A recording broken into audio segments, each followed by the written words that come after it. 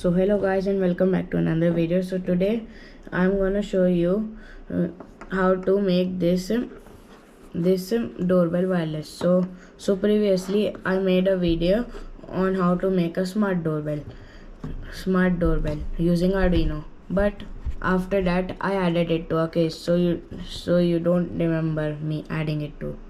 So we are gonna make it wireless. Right now I'm gonna connect it to power source, and now look,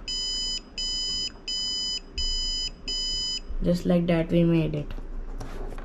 But now we are gonna make it completely wireless. That means this buzzer will be separately from this wire.